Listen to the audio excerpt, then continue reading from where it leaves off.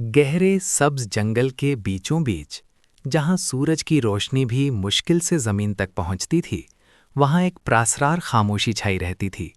लंबे लंबे दरख्त, घनी बेलें, चहचहाते परिंदे और दूर कहीं बहते पानी की आवाज, ये सब मिलकर जंगल को एक जादुई दुनिया बनाते थे। इसी जंगल में एक दिन एक अजीब वाकया पेश आया।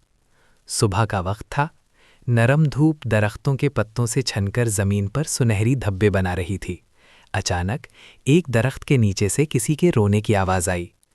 ओ, ओ। ये आवाज किसी जानवर की नहीं थी।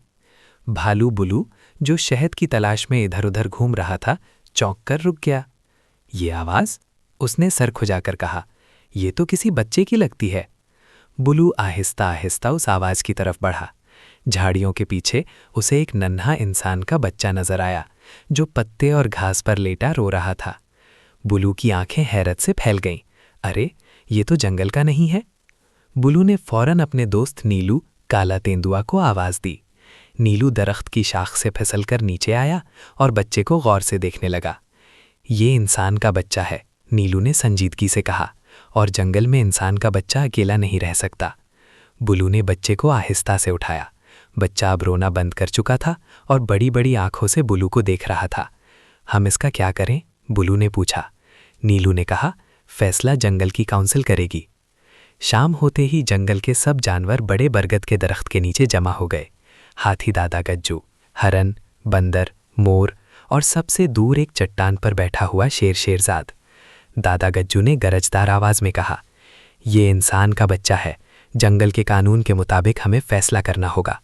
शेरजाद ने गर्राते हुए कहा, इंसान हमारे जंगल के दुश्मन हैं। बुलू फौरन बोला, मगर ये बच्चा मासूम है, इसे कुछ भी मालूम नहीं। नीलू ने कहा, अगर हम इसे मार दें या छोड़ दें तो ये जंगल की रूह के खिलाफ होगा। काफ़ी देर सोचने के बाद दादा गज्जू ने ऐलान किया, ये बच्चा जंगल में रहेगा, लेकिन जंगल के कानून के साथ। सबने सर हिला दिया। बच्चे का नाम अमन।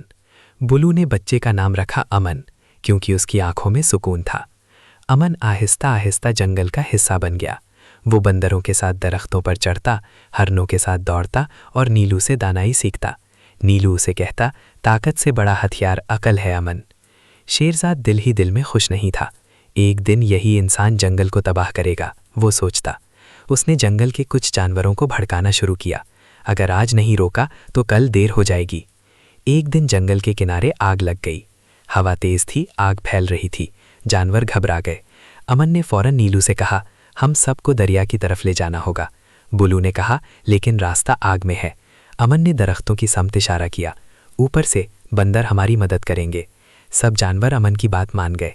बंदरों ने बेलें गिराईं, हाथियों ने पानी छिड़का और सब महफूज जगह पहुंच गए। अमन ने साबित कर दिया।